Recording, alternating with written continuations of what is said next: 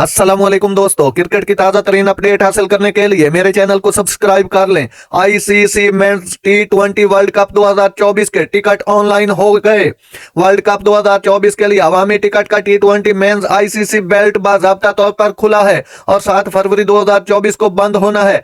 दुनिया के सबसे बड़े ICC international cricket council event में शिरकत के ख्वाहिशमंद शायकीन के लिए टी20 एक मुनफाना और मसावी मौका को यकीनी बनाने के लिए एक अवामी टिकट बेल्ट सिस्टम नाफिज किया है।